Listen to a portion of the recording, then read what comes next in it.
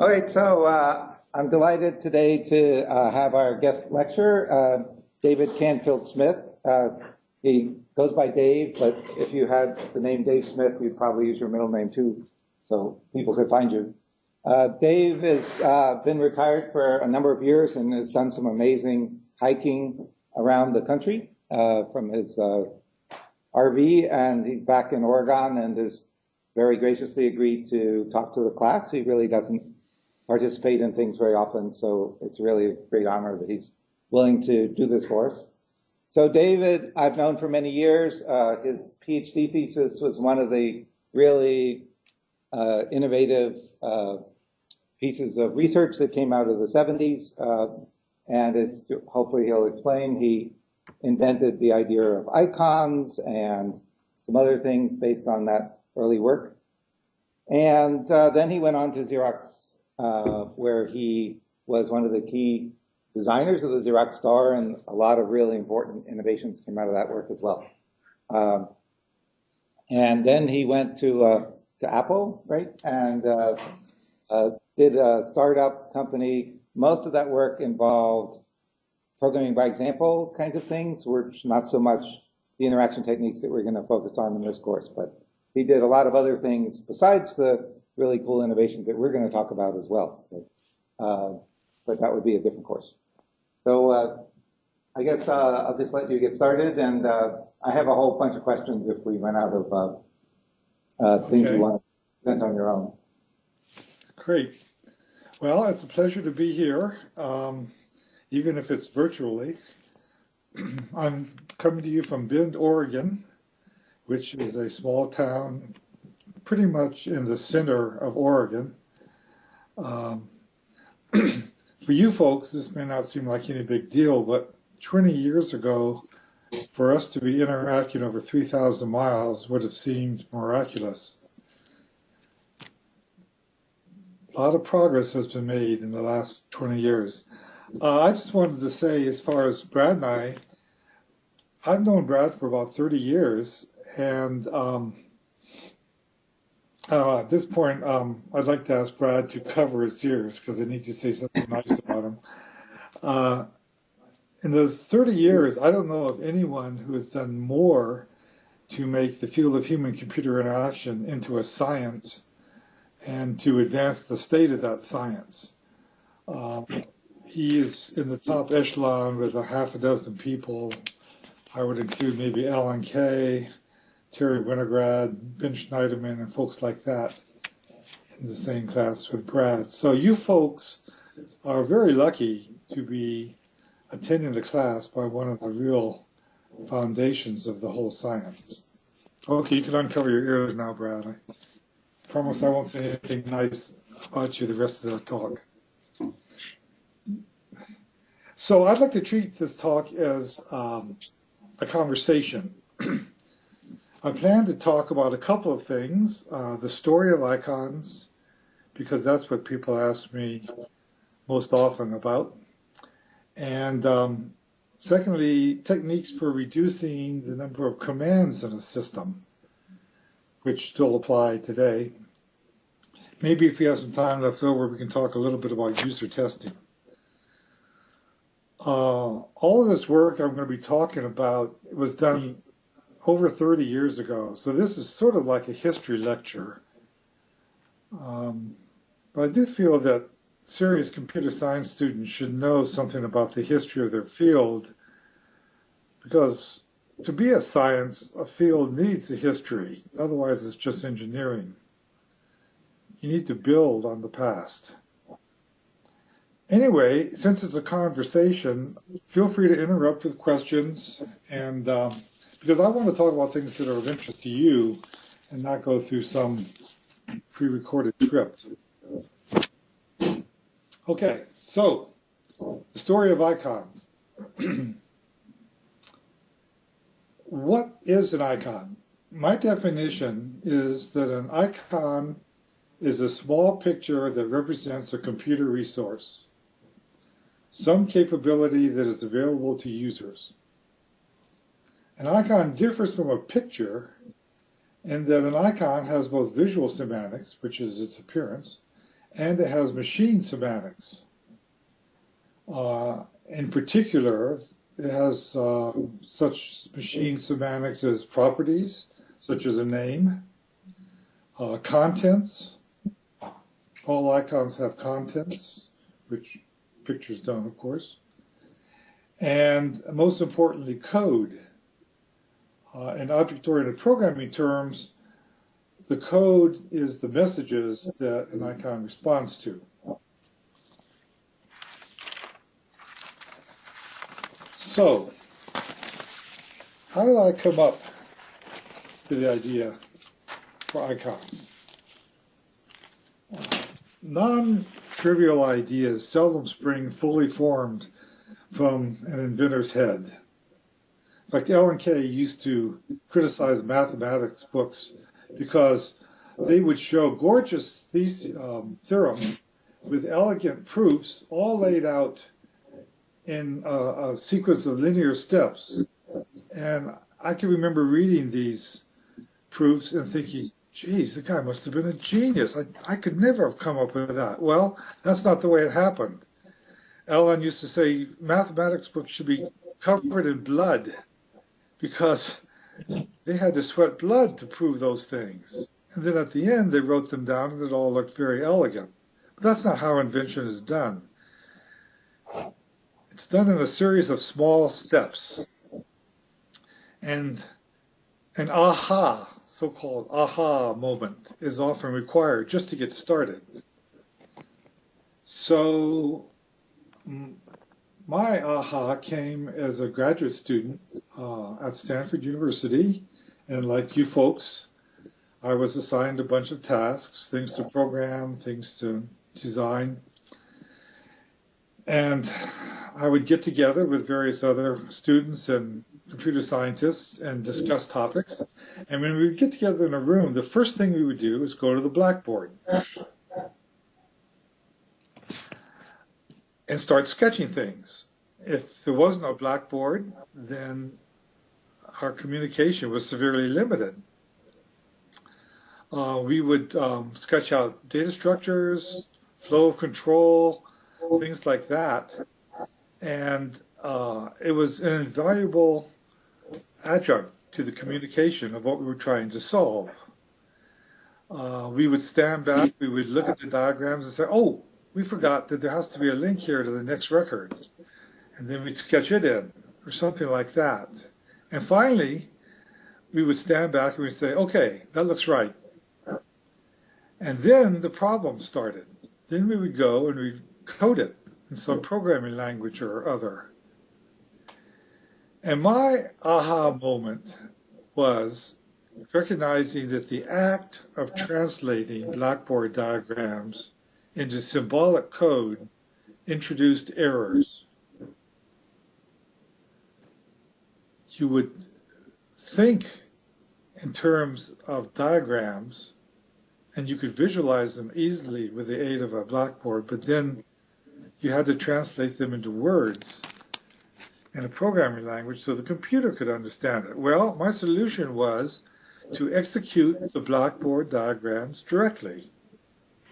So my thesis project was an attempt to do that.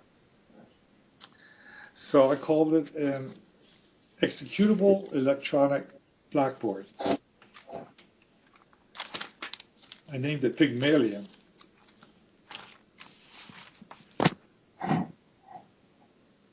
Pygmalion was implemented on a brand new computer, the Alto, built at Xerox PARC in the early 70s, and a brand new programming language, Smalltalk, which was invented by L&K in the early 70s. And I'm extremely fortunate that both of those came along right when they did, because I don't know how I would have done Pygmalion in any other way. Pygmalion contained two new ideas.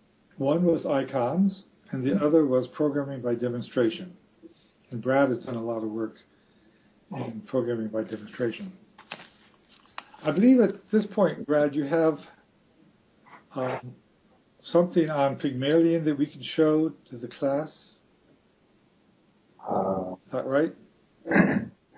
see. Maybe not. Way to That's the chapter on Pygmalion from Cypher's book. Is this some? Can I go onto the web from your computer? Yeah. Okay. It'll take me a second to bring it up. Sorry Okay. about that. Keep going. Well, icons have caught on. They're in daily use by hundreds of millions of people. But programming by demonstration is still in its infancy. And in fact, it's a worthy challenge for anyone in search of a thesis topic. Because I think there's a lot of potential there for making programming more accessible to the masses, to novice programmers and non-programmers, in particular children. Was it in the chapter from Yeah, Saha? the Pygmalion chapter on Cypher's book. Oh, right. Sorry.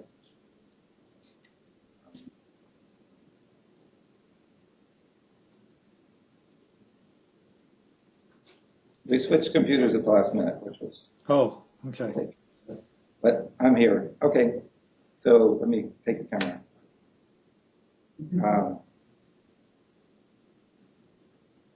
Which did you want to see? Oh, go down to where those pictures of icons are. Oh, yeah, okay, that's okay. That's a good place to start. Yeah, that's good. So the attempt here was to allow programmers to sketch diagrams by means of these objects called icons, and for the Blackboard simulation to just go ahead and execute those pictures, those diagrams. So here's an example, a concrete example. I'm going to try to program the function factorial in Pygmalion, and I chose a very simple definition. If n equals 1, then 1, else n times factorial of n minus 1.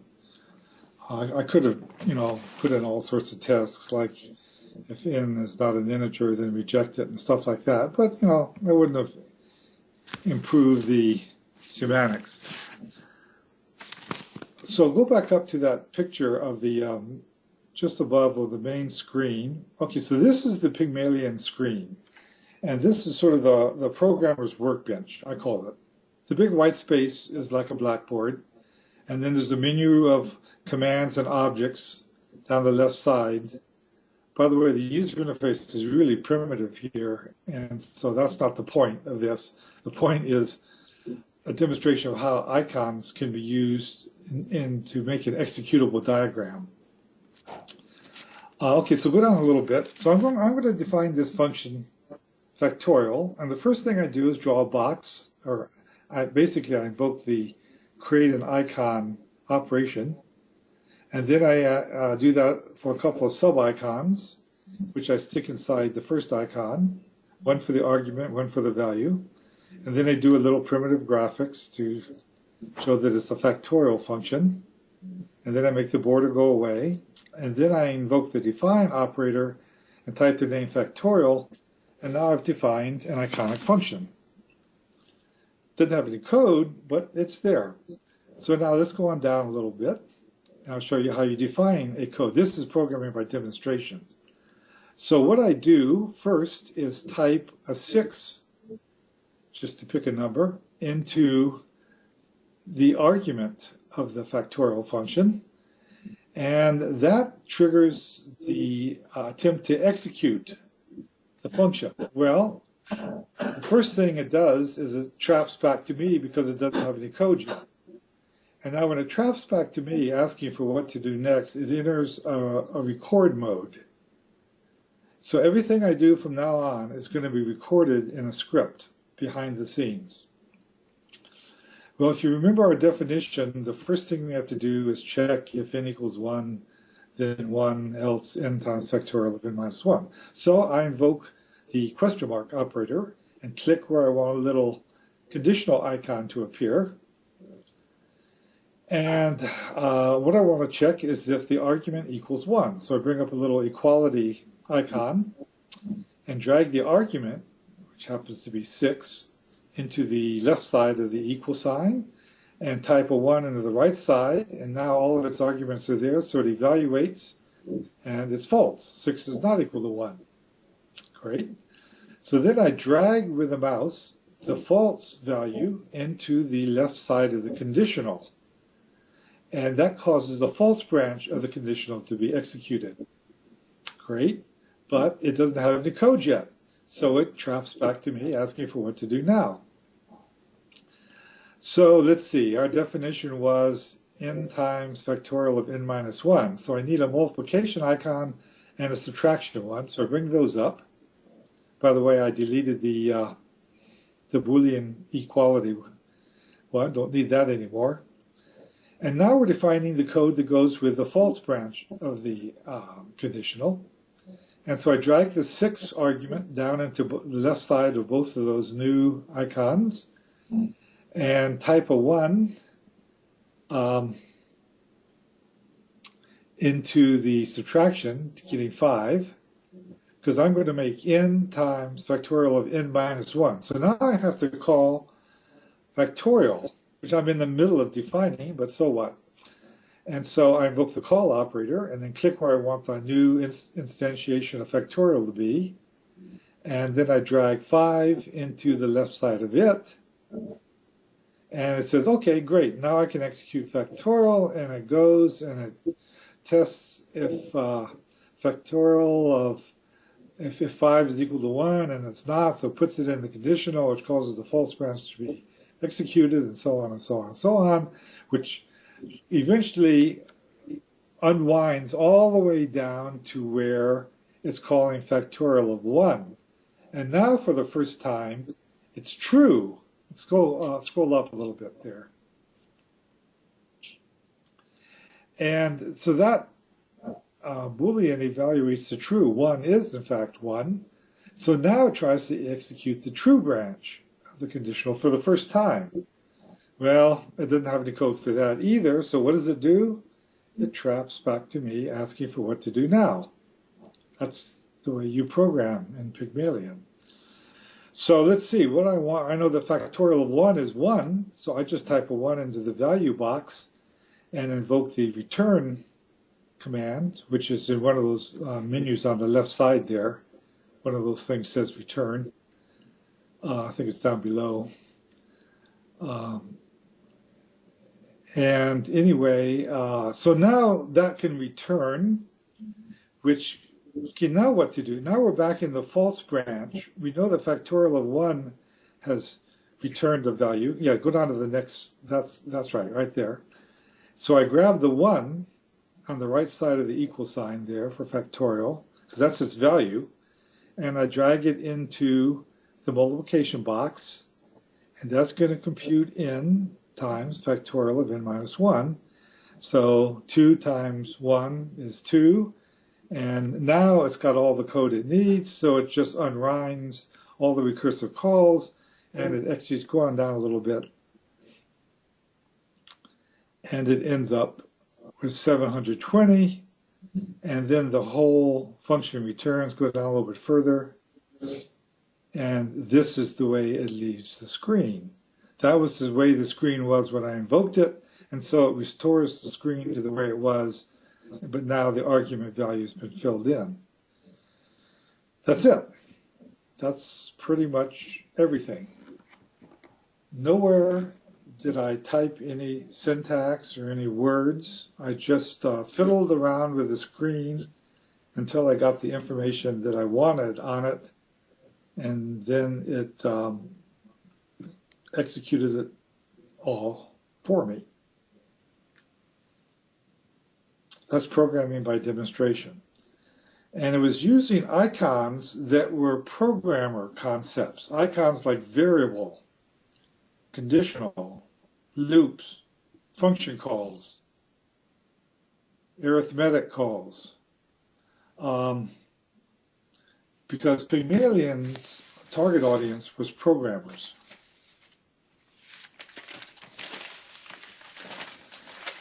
Okay, that was successful.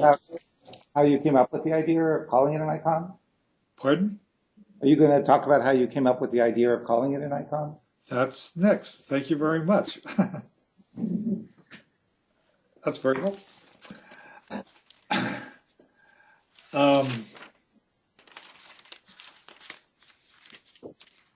Yeah, in fact, I'll do that right now.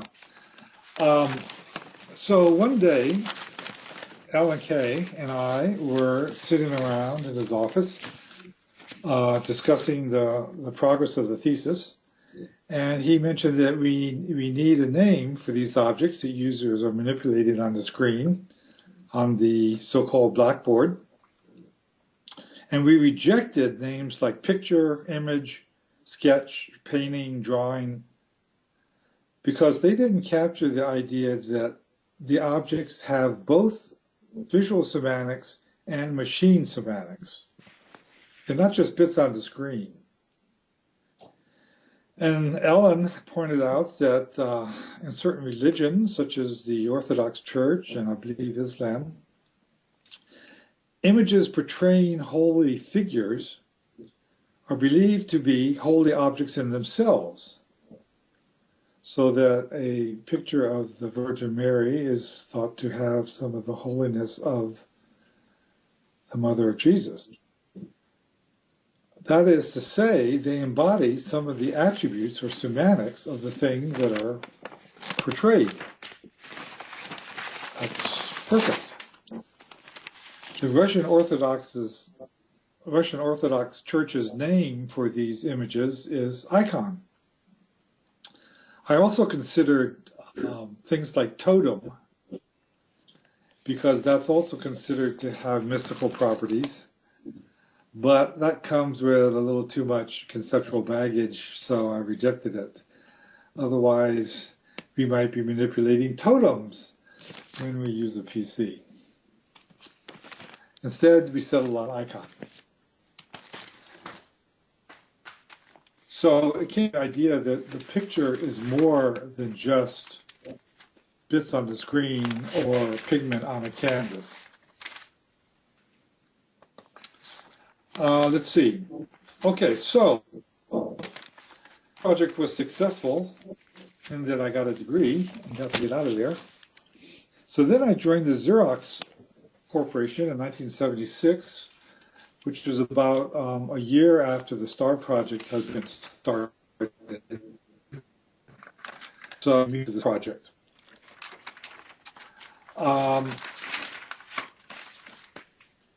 My first task was to try to make a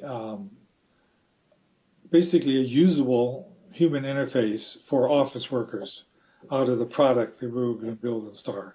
STAR was basically an attempt to take the Alto computer, which was fabulously successful and had a bunch of really interesting prototype applications written by researchers there at Park running on it, take that and commercialize it, make money off it. So the first thing we wanted to do, or one of the early things, was really make a interface that was consistent and friendly and approachable that office workers could use. This is a machine that was aimed at the so-called knowledge workers in an office, not so much secretaries or typists, but the executives, the staff members, the white-collar workers. But none of them at this time, the end of the 1970s, used computers. And they weren't about to learn, you know, the Unix command syntax or something like that. No, forget it. No, that ain't going to fly. So I had the notion of using icons, since I'd just been dealing with it for a couple of years. The first thing I did was translate the programmer icons of Pygmalion into office icons for STAR. And the way I did that is I just looked around my office and I made an icon for everything I saw. Documents, folders, file cabinets, in and out, mail baskets, wastebasket, calculator, books, bookshelf, clock, calendar, telephone. everything I saw, I said, okay, we'll have an icon for that. Everything, all of those things have now been implemented, although not all of them by Xerox. So I'll talk a little bit in a moment about why we chose to use a metaphor, a metaphorical world, the so-called desktop metaphor. But right now, I just want to continue with the translation description. Okay, so I've got the idea that I'd use icons, good, and that I would use icons that occurred in an office rather than variables and conditionals like it did in Pygmalion. So the next step is to figure out what the machine semantics of each of these icons should be. And if you've done object-oriented programming, which I'm sure you all have, you know that what that amounts to is figuring out the attributes and the methods for each object. Just as an aside, I was not assigned the task of drawing what these icons were going to look like. I don't know if you happen to look at that paper, the chapter out of Nader Sawhall's thesis, the role of aesthetics and art in the early design of human-computer interfaces. I believe Brad refers to that thesis in his program notes, his class notes. I highly recommend that book to you if you're interested in the history of human-computer interaction. Does an excellent job of laying stuff out. Well, I helped them with a chapter on STAR. And one thing he shows is my first take on these office icons and the later highly polished ones done by a professional graphic artist. And needless to say, the graphic artist's version was chosen. In fact, the engineers were a pretty brutal bunch there at Xerox. They made fun of my pictures. They said that my icon for a wastebasket looked like panties. And, there's a tough audience there. I had to back off on my drawing skill. Anyway, what I did do is try to figure out what the machine semantics of each of these icons would be, and in particular what the framework would be. So every icon has properties, as I mentioned. What would the properties be for these guys? Well, they'd be things like name, creator, date created, things like that. Every icon has contents. Well, what would the contents be? The first thing I did is I categorized the icons into two types, data icons and function icons. And the data icons were the things that people produced, like documents, folders, and databases. Function icons were icons that the system provided that operated on those. So data icons were like documents, and the contents of documents would be multimedia stuff, text graphics. We had mathematical formulas. Folders were data icons. Their contents would be any other data icons, including folders recursively.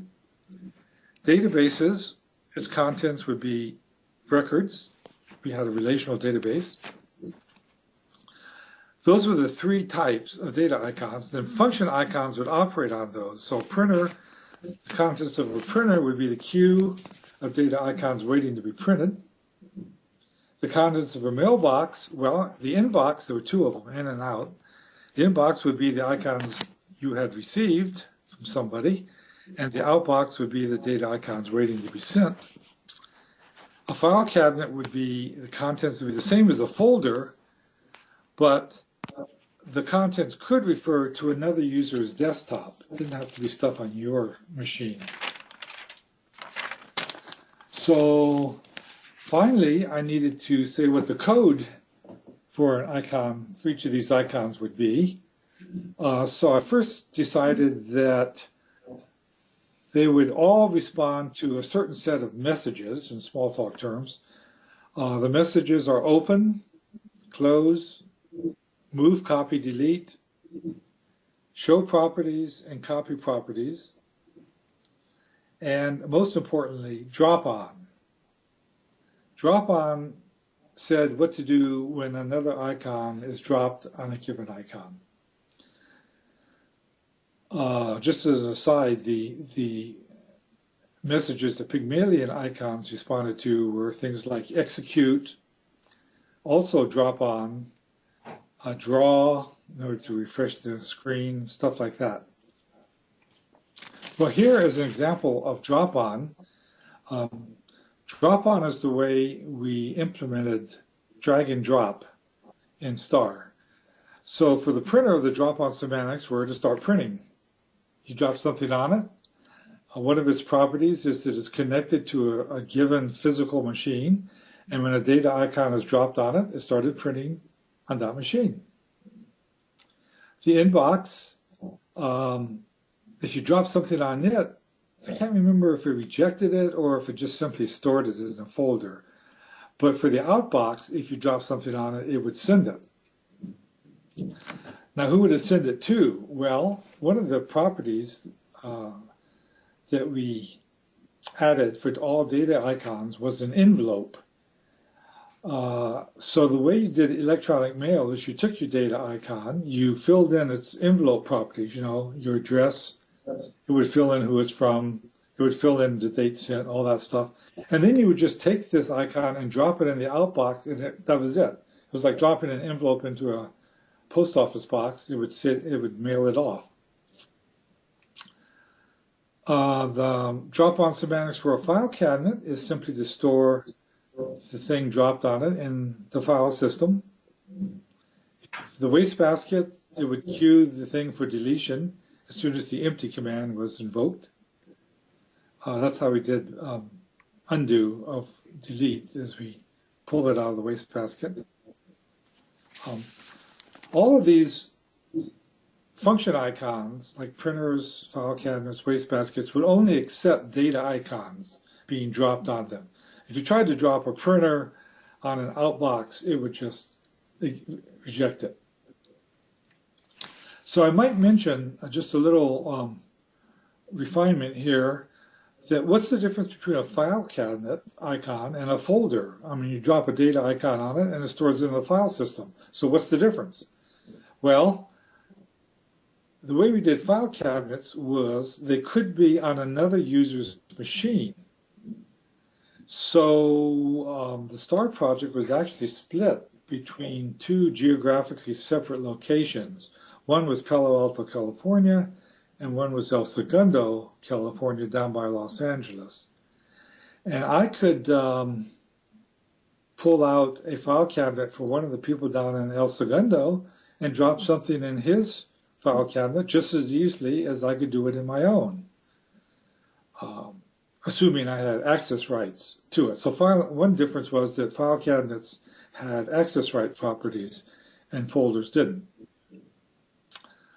This kind of stuff, I could also, for example, pull out a printer that referred to a physical machine that was down in El Segundo. And if I dropped the document on it, paper would start coming out down there. And then I would tell somebody to go pick it up and get it. So icons enabled this kind of internet fluency that we take for granted today. All of our machines were connected by Ethernets, which were local area networks, and then the Ethernets were connected by a network a la the internet. And this allowed very easy sharing between these geographically separate locations. And we could have things like group file cabinets that would always contain the latest version of a document, and it really facilitated collaboration. That's the kind of thing that just was trivial in this iconic drag and drop paradigm. So that worked out real well. Let's see.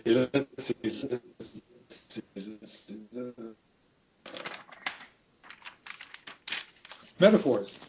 So why did we in STAR use a desktop metaphor? Why did we make icons look and act like physical objects in an office?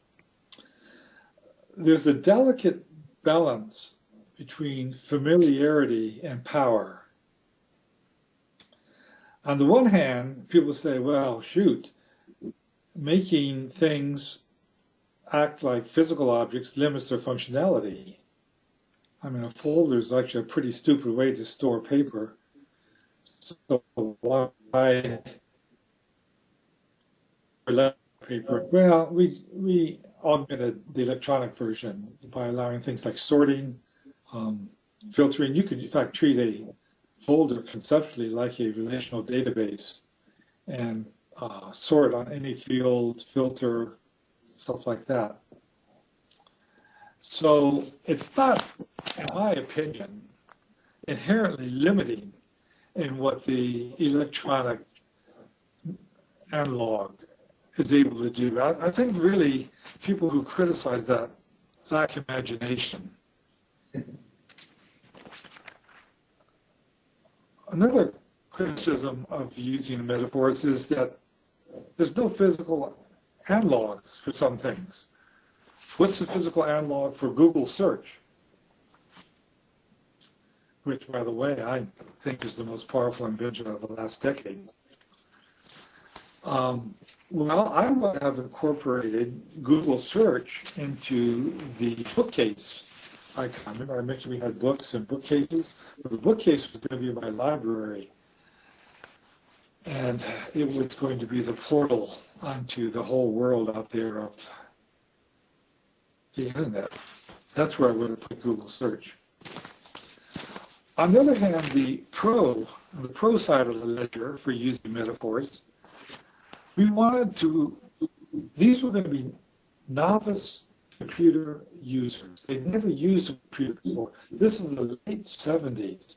Computers were these big things, these mainframes, and air-conditioned rooms with raised floors to hide all the cables underneath the floors. People, executives, office workers didn't use those things. They didn't have a typewriter in their offices because the conventional wisdom was that executives don't type. That hasn't turned out to be true.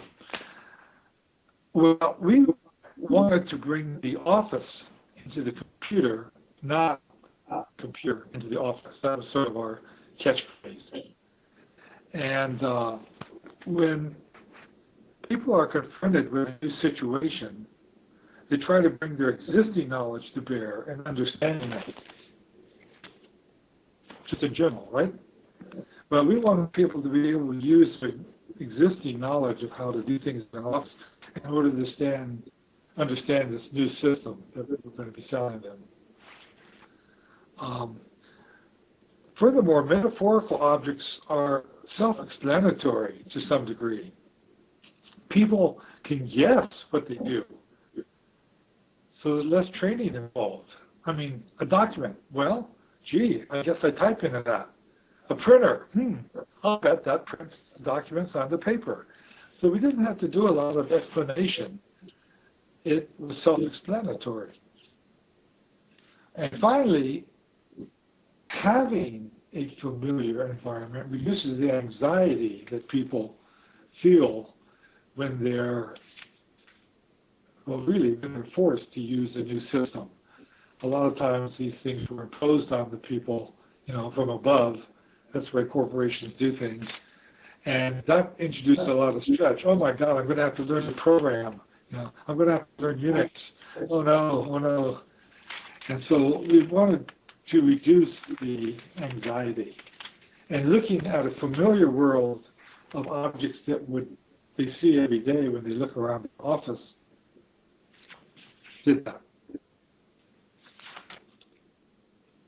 Any questions about anything so far? I just have one more point to make. Anybody have questions yet?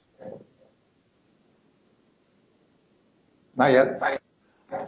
The final thing I wanted to say about this whole story of icons is, are we at the end of icons? Maybe. With iOS, Apple has launched a new paradigm. Those those images on the iPad and the iPhone, those are not icons. Almost all of the machine semantics have been removed from those things. All they do is, all they do anymore is execute open. The contents have been removed from most of them. There's just one or two that have contents. The metaphors have been removed, pretty much deliberately. One of the few apps on an iPad that still has any metaphorical appearance at all is the iBooks thing. You open it up and it looks just like a bookcase with books and reports and things on it. And frankly, just between you and me, I think it's a mistake to get rid of the metaphors because people really enjoyed those things. They enjoyed, you know, and still enjoy a bookcase that looked like a bookcase, a calculator that looks like a calculator. Now, don't get me wrong, I actually like the iOS interface. I think it's nice. I have no trouble using it, and it's clean, simple. I especially like the touch interface. I switch off between my iPad and my laptop, my Windows laptop, every once in a while, and I find myself invariably touching the laptop screen and saying, what is wrong with this machine? And then remembering, oh, I have to touch the trackpad there under the keyboard. Gosh, how quaint. It almost seems like I'm going back to the 20th century. So, I don't know if there's any future for icons anymore. Maybe it was just, you know, served its function at a certain point in the history of personal computers, and now we're moving on. I think that remains to be seen. It wouldn't completely upset me if we did move on. In fact, I've been expecting people to come up with some progress in the desktop metaphor for a long time. I've been a little disappointed that they haven't. So maybe this will be the thing that stimulates it. I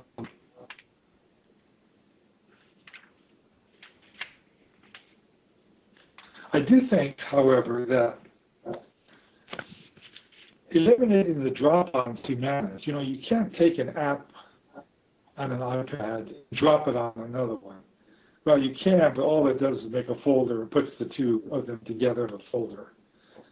And if you drop it on a folder, it adds it to the folder. So folders are still there, and they still have drop-on semantics, but nobody else does. You can't drop an icon on a printer icon, even if there were one, and get printing to start happening. I think that's a mistake. That getting rid of that is going to be a problem, and it's going to cause more complexity going forward than needs to be there. If you want to get a new book into your iBooks bookcase, you can't just drop it on the bookcase. You got to use various commands, several commands that are scattered around several places in the system, just to do what should be a simplest possible thing. Add a book to a bookcase. In the physical world, I'd pick up the book, walk over to the bookcase, and insert it in the case. Duh. Well, now you have to do this weird computery stuff in order to get a new object in. I don't know, folks. I think we need to pay a little attention here and make sure that we're making forward progress and not backward progress. But I do have an iPhone and I do have an iPad, and I love them both. So that's it. That's all I had to say about icons.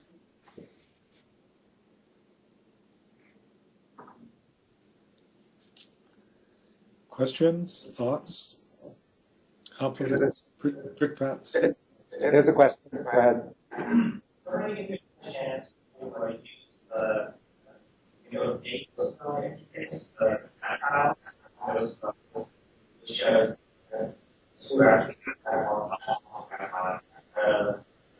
I can't get that, Brad. It's breaking up.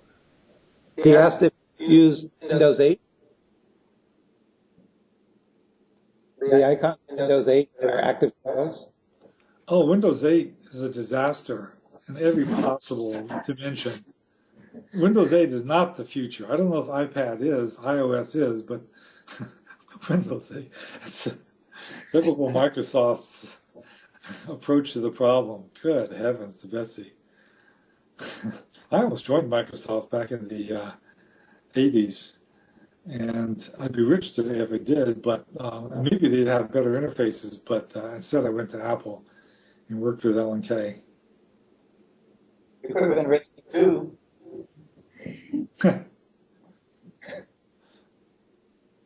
Anything else? Go ahead. So you mentioned the loss of dropping on the iOS devices. Do you think that this is related to the absence of data icons, since your drops were always from data to function, and there's no data anymore? Yeah, well, there aren't any function icons either. I mean, for example, there's no printer icon, right? There's a mailbox icon, right? There is a little thing that looks like a full, an envelope, but what happens? You can't drop anything on it. If you open it up, you can see that mail has been received, but you can't drag it out onto your screen. Yeah, there's no data icons, there's no function icons, there's no drop on in general. You'll open the Pages application, and there you'll see some little document icons.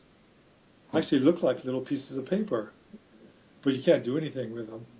I mean, I think that they're missing a big bet here of a lot of functionality that they could get for no additional complexity. So, you know, why wouldn't you want it? Why don't you want to have more function in your system with no additional complexity? Oh, well.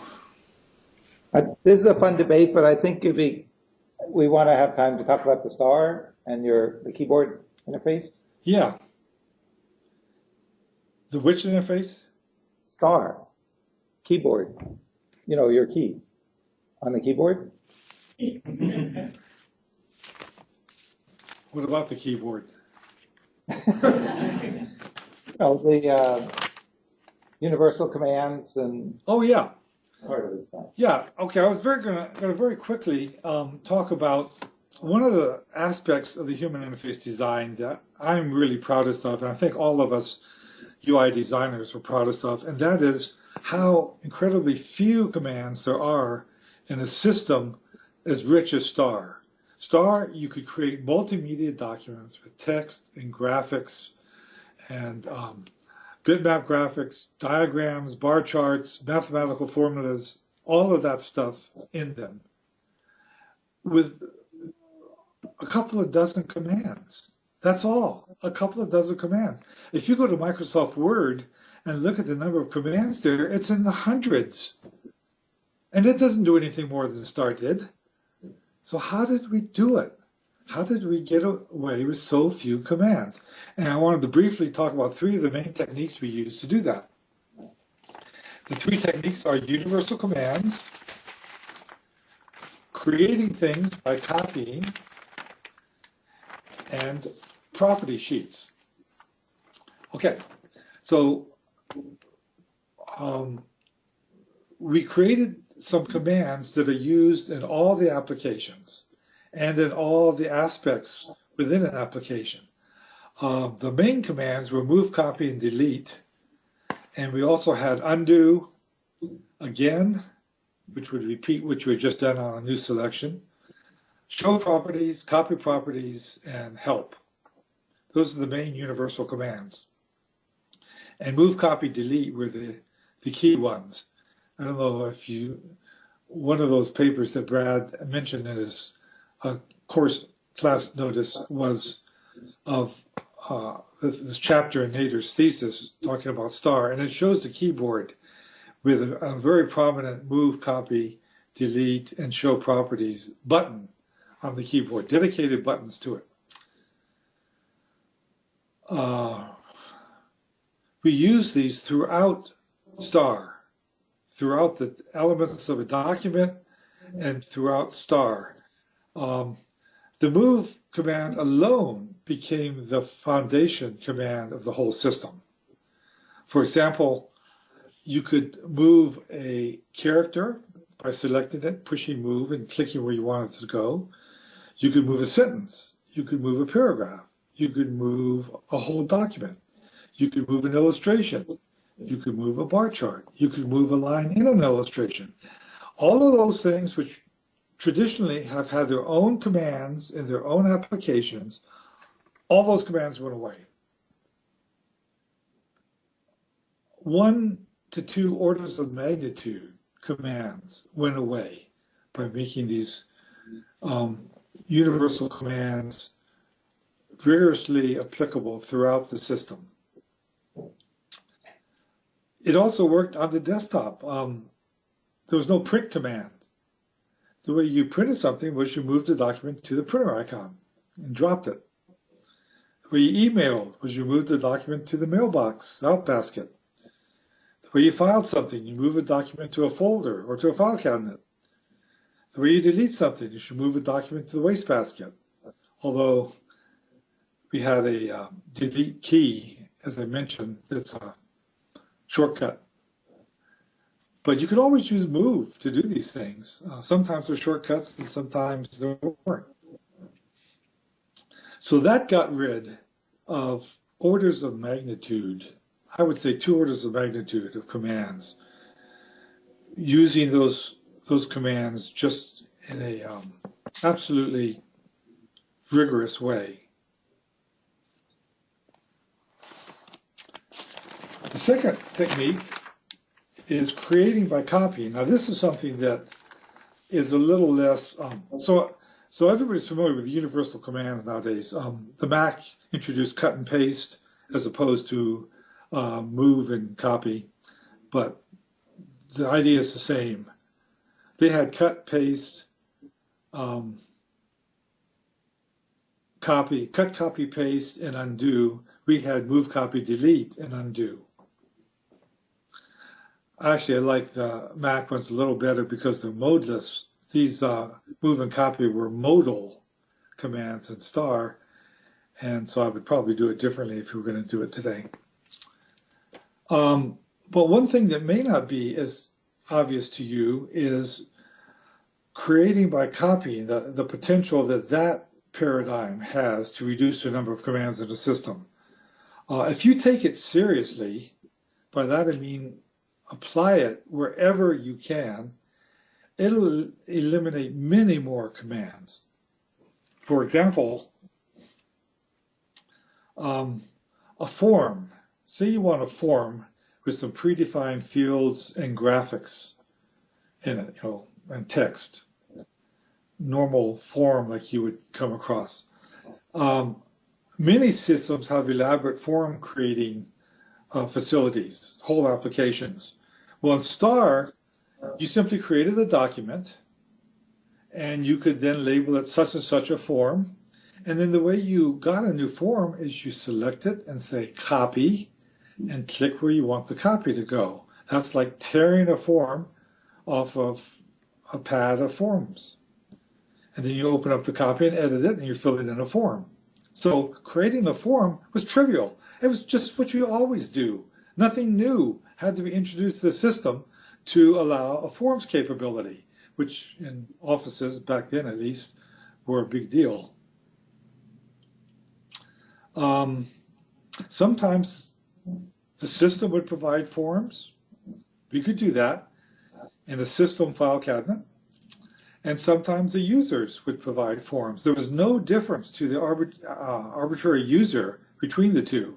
They both had first-class status as copyable things. See, so copy made every document into a form pad that could be torn off and the copy modified. But also things like bar charts. Okay, suppose you want a bar chart. Well, at the time, there would be 50 bar chart creation commands that you'd have to deal with. It's a little bit better today. In fact, Microsoft Word does a pretty good job of presenting a palette of possible bar chart types, and you just select the one you want and insert it into your document, and bingo, there it goes.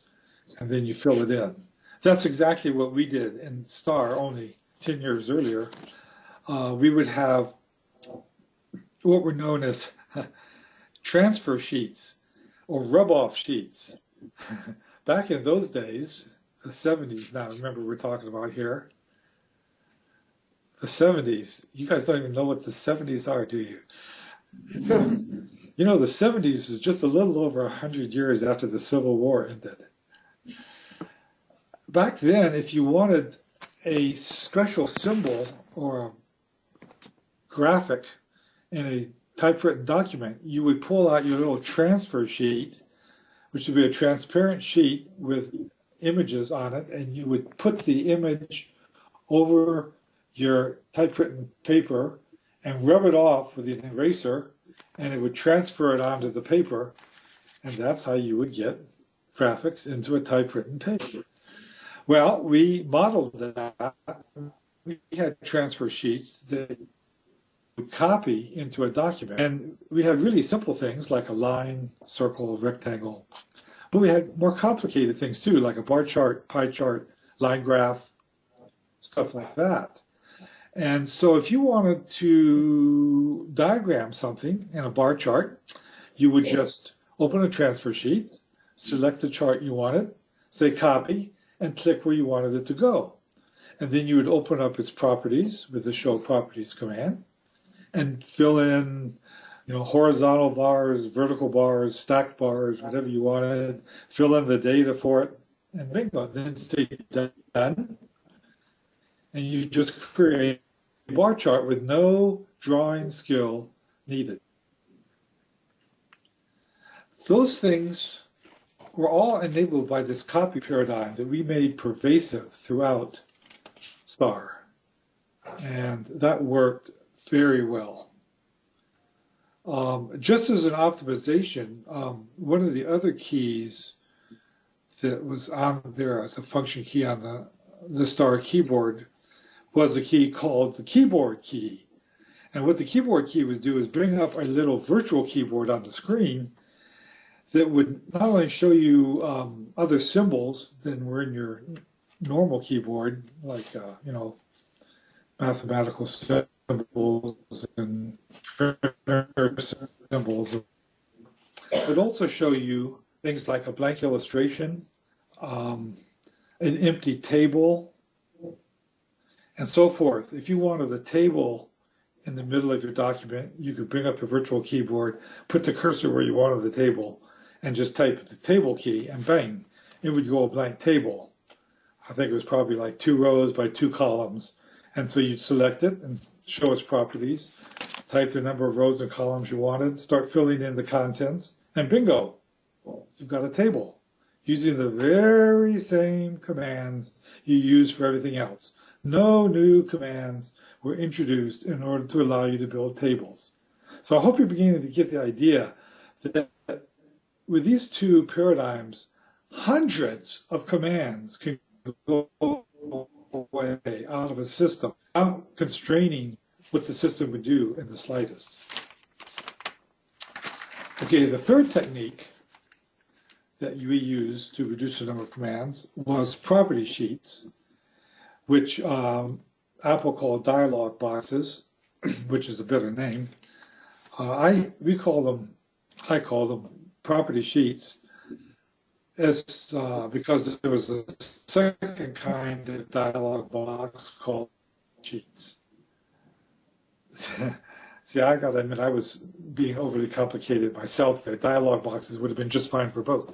A property sheet were attributes of an object, just like in object-oriented programming terms. It'd be like, for a text character, it'd be the font size, bold, italic, underline, stuff like that. An option sheet would be parameters to a command, like for a printer, it would be the number of copies to print, stuff like that. But anyway, the point is that there was an option sheet, a property sheet, for every single thing, every data icon and every single thing in a data icon. And there were option sheets for every function icon, so that you could always rely on doing things that way. For example, if I've got a word, I want to make it italic. I know that I can always select it, show its properties, and click the italic button. But that would be a pain in the butt, since that's a high frequency operation. So what we did is we provided optimizations in Star. We had a set of function keys at the top of the keyboard, a row of 10, that were labeled bold, italic, underline, larger, smaller, superscript, subscript, common things you would do in text. And they were actually soft keys that the system was relabeled when you went to a different context. So if you went to graphics, they would be relabeled with meanings like stretch. So when you say stretch, and then you click on the endpoint of a line, it would start stretching the line by that end. These were structured object things. If I didn't say stretch, if I just selected that line and said move, it would move the whole line. So there was a little, that was one of the ways we were able to get around the ambiguity of what move meant. And this relabeling of the keys enabled each application, like graphics editing, for example, or records processing, to introduce its own optimizations for the high frequency thing. But the use of property sheets and the fact that the user knew he could always fall back on those, there's only one way to do anything in the system, was a great source of relief to the users. You know, it was a kind of a simplicity. Users could think of it, if they wanted to, as there's only one way to do anything. Use the property sheets as far as changing the attributes of something. The fact that there were optimizations introduced, well, that's great. If you're a power user, you would use the optimizations, and you probably complained that there weren't more of them, in fact.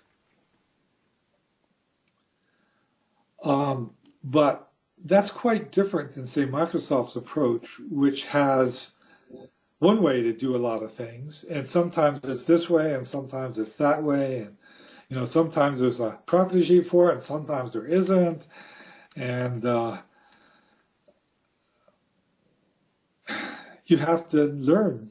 Sorry, folks, you have to learn the system in order to use it. A lot of stuff to learn.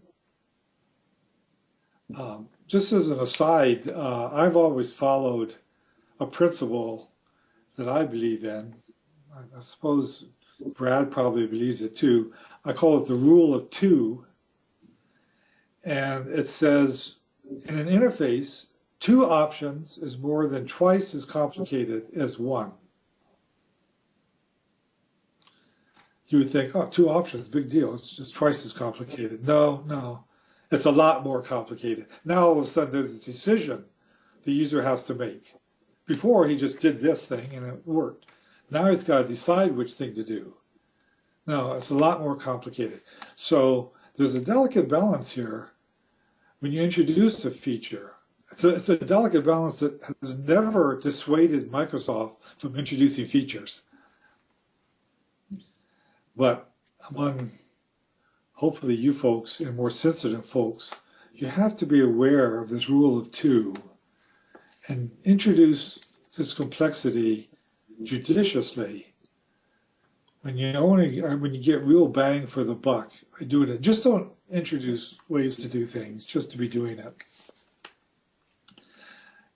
You'll find that when you get out there in the real world, you're going to come up face to face against marketing people if you're building a product for the market. And they always want more features, featureitis. They always want more because it's a selling point. They can say, we got more features than this guy, so why our product?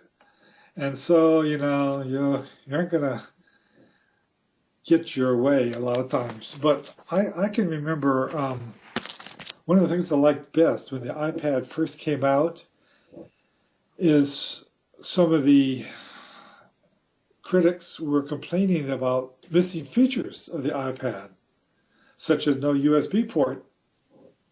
And one of the designers, I think it was Jonathan Ivey, when asked about this, said, the things we're proudest about are the things we left out. Wow. Folks, that's something to take into heart. And they've left out a whole lot. And some of it, they're adding back in slowly. But boy, if you're going to err on one side or the other, they erred on the right side. My wife is a pianist, concert pianist. And I point that out to say she's about as opposite from a computer nerd as two people can be. I got her a laptop because, you know, everybody needs a computer. And she hated it. It was a Microsoft Windows machine. She hated it. And then one Christmas I got her an iPad, and she hasn't opened the laptop since. And she carries it with her everywhere, and she uses it religiously, and she can do more stuff on it than I can. And it's not threatening to her. It's so simple that it's not threatening. So Jonathan Ivey was spot on when he said the things we're proudest of are the things we left out. Wow. I've never heard anybody say that, at least nobody credible. So those techniques are no more antiquated than an automobile is. Just because an automobile was invented 100 years ago doesn't mean we don't all have them and enjoy them tremendously. Those ideas can be used today and will, in fact, simplify your system. Questions? So I actually had a question. The idea of property sheets. I mean, a lot of the things in STAR were already in some of the other park systems, but I don't think I've ever seen property sheets. Did you guys come up with that, or was that somewhere in Smalltalk or some other system? Well, there was a text editor prototype called Bravo down at Park that had a little area of the screen. It was a fixed area, and they would show certain clickable options in there, like bold, italic, underline. But it just dealt with those. It didn't, reuse the area for anything else. It just had a fixed set of properties. It was sort of an optimization like function keys, soft function keys that you could click on and it would make something bold. Actually, it was very, very useful. So I thought, geez, this is good. Why don't we make this a general feature throughout the system? And that's where our property sheets, the idea of property sheets came from. Bravo X. So basically you invented the idea of dialog boxes? I invented the idea of making a little window that could be brought up on any object whatsoever and any selection, basically any selection whatsoever. You selected something and you push the show properties key and up would come a dialog box. So in the ultimate reduction case where I selected a text character and said show properties, up would come properties just like you would have seen in Bravo X. But then there were hundreds of other property sheets that we also implemented in STAR. So I basically generalized the idea into a paradigm. Cool. Were the property sheets for the object that was selected before you brought them up and then they stayed with, you could only do something and then they would be dismissed, or could you change the selection and have the property sheet apply to the new object? The latter. Basically, the whole command paradigm was noun verb. You would select something, and then when you got what it is you wanted selected, then you would invoke a function on it, like move, copy, delete, or show properties. So if I wanted to change, say, a whole sentence, I could triple click up through character, word, and sentence. And then when I got the sentence selected, and I might even extend it to multiple sentences, then I would say show properties, and up could come the text properties.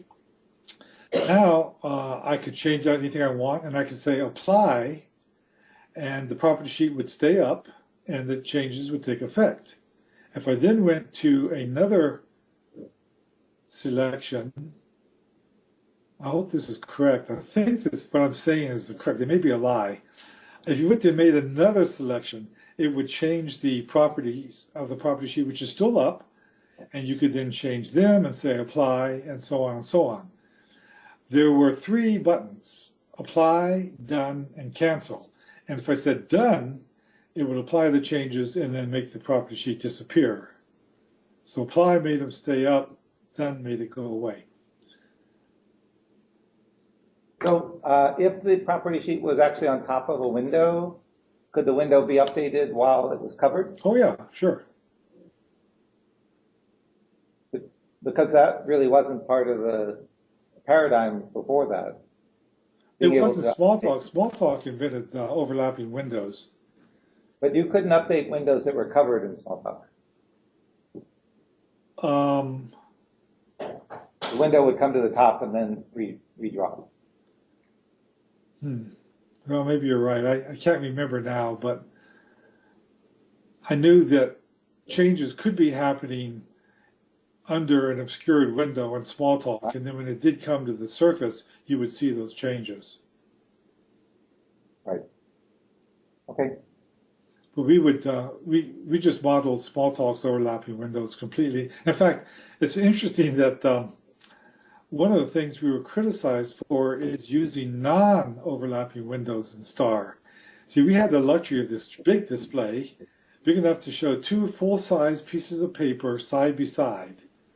It was 11 by 14 inches, 11 inches high, 14 inches wide. And so we didn't need to have overlapping windows, and we felt it was simpler if we didn't. The property sheets and option sheets that popped up periodically would overlap, but if you had 2 documents open, they wouldn't overlap. They would just be side by side. If you brought open a 3rd document, it would make one of the other 2 shrink a bit to make room for the new one. Actually, when Microsoft copied Star Windows in one of its first versions of Windows, it used non-overlapping windows also, and that was a disaster because the PC screen at the time was way too small for that. So they got rid of it almost immediately. So one of the interesting questions is, for the Star, obviously you had a big focus on documents and creating documents in WYSIWYG. Were there any other tasks that you thought the knowledge workers really needed that the Star was supposed to support? I mean, like you didn't have PowerPoint, you didn't have Excel, you didn't have all these other things that people are used to. Actually, we did implement a spreadsheet in version 2 of Star because it was one of the first things office workers asked for. We also had a relational database thing in the first version, which we called a records file. It was it looked like a tabular field of information that you could sort and filter on. Electronic mail was a huge addition, especially electronic mail and these wide area servers for geographically dispersed corporations. Those were big hits because that made the inter-corporation communication a lot more fluent.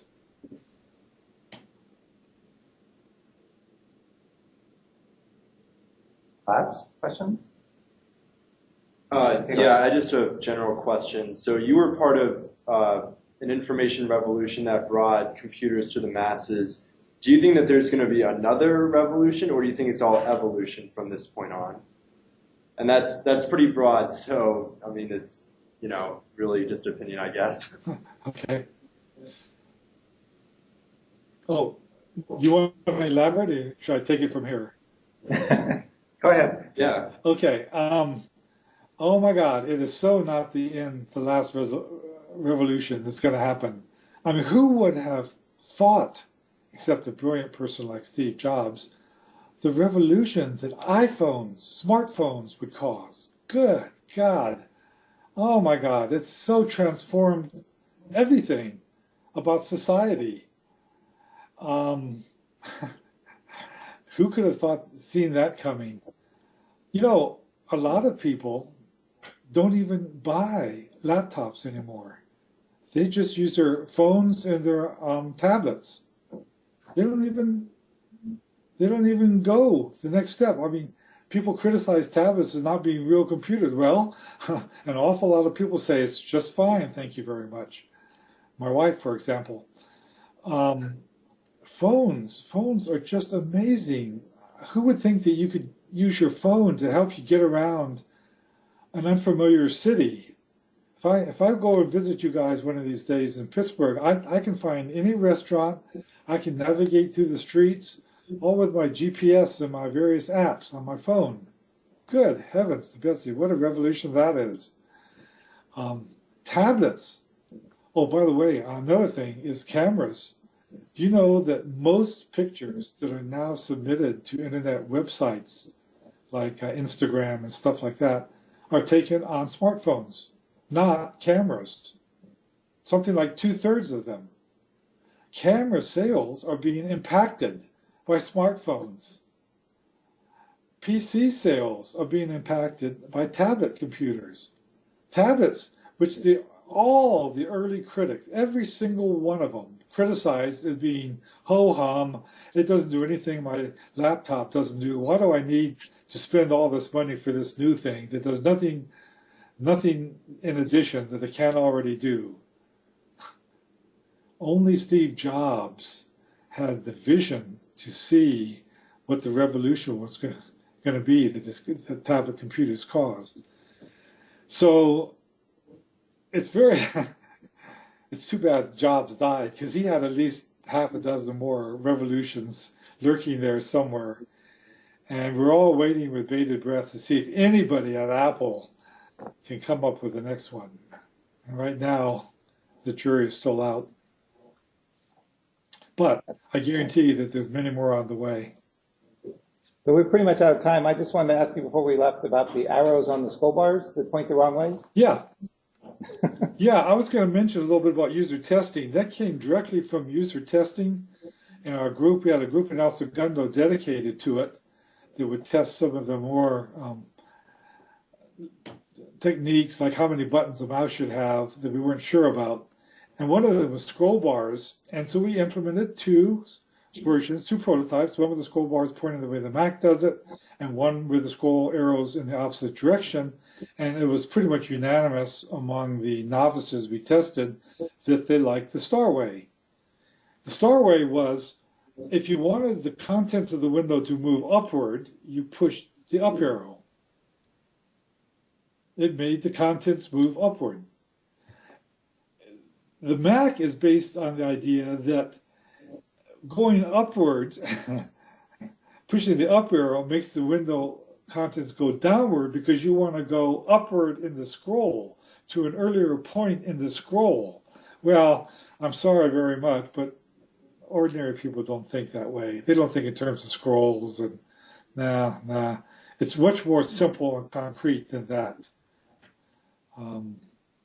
Another example was, should we use a one button or a two button mouse? And Star used two buttons and the Mac used one button. Actually, the Mac used two buttons also. The second button, though, was the shift key on the keyboard. The two buttons on Star were select and extend the selection. Select and extend. And we have some user testing videos that just made the hair stand up on the back of our necks of novice users trying to make an extended draw-through text selection. And they would button down and start drawing across the screen, and the selection would highlight, and then their finger would slip and go down to the next line. And all of a sudden, the highlighting would zoom to the end of the line and continue on from the front of the second line. And there would be this big pause as the user looked at that and said, all right, what just happened? And then they would start going backwards, erasing the additional highlighting until they got to the left edge of the screen. What to do now? So then they went up to the line above, and suddenly the selection inverted from the starting point to where they were now. At that point, there was another long pause. So, Godfrey Daniel. So that was convincing to us. So we said, okay, 2 buttons. One click starts the selection. The second button ends the selection. So you click where you want to start. You go to where you want the selection to end. You push extend, and that's the end of it. In the Mac, you go to the end where you want the selection to end, and you hold down the Shift key and click the button, and it does it. Actually, to be honest with you, I think the Mac made the right decision because of this rule of 2. I think developers wouldn't have been able to resist the temptation to overload the meaning of the 2 buttons. And you would have ended up with huge complexity. Well, it's almost 3 o'clock here. We have to let the class go. Let's thank David for his talk. It's been my pleasure, folks. And if you have further questions, send me an email. I'll collect them and send them to him. And a lot of the things he talked about are also described in some of the interviews and the readings. Thanks again, Dave. Okay, you're welcome.